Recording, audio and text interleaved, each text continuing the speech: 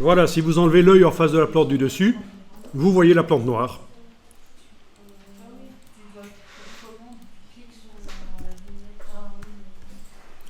Bon, la sélection ne nous sert plus. Vous allez faire sélection désélectionnée ou CTRL D, commande D. Sélection désélectionnée. Voilà, les petits pointillés, les petits défilés de fourmis sont partis. Je vais vous demander d'enregistrer par sécurité le document. Comme ça, si ça foire, vous allez avoir une trace. Possibilité de revenir en arrière. Alors voilà. Il va falloir faire une transformation manuelle sur le calque qui contient les pixels noirs de la plante.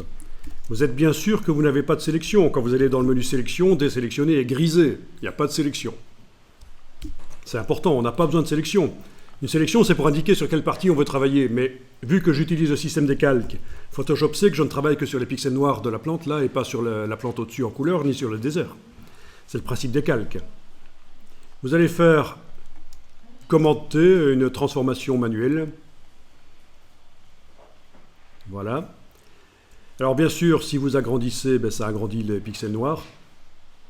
On est d'accord? Pas beaucoup d'intérêt ici. Ce qui m'intéresse, c'est de faire une torsion en fait.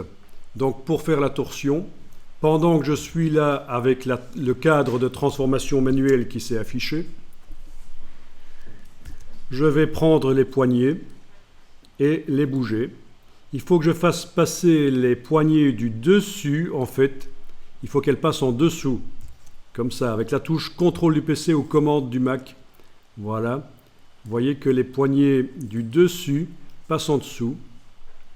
Et vous avez une projection de la plante, comme si ça faisait une ombre sur le sol. Alors la plante ici est bizarre avec ses racines, on est d'accord. Hein.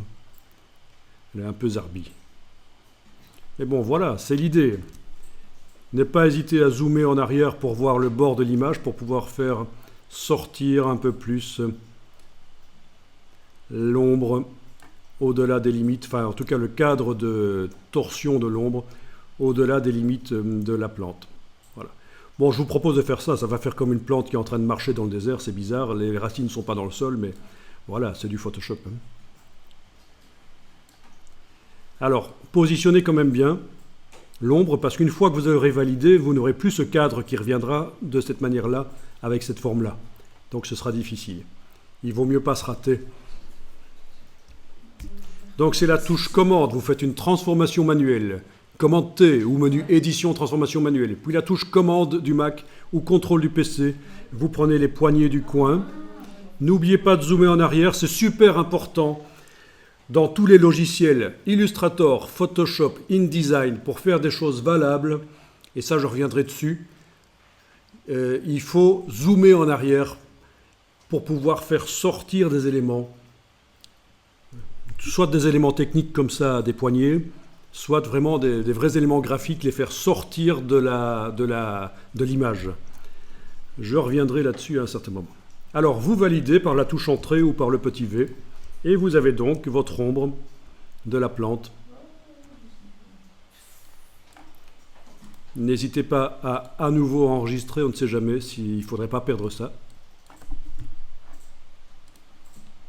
Ce qu'on voit ici est évidemment valable pour n'importe quoi. Vous mettez une voiture, un personnage, un éléphant, n'importe quoi dans un décor, même un décor autre chose qu'un désert, bien sûr, ça peut être sur une table, ça peut être dans une pièce, un magasin de porcelaine, ça peut être n'importe quoi dans une rue.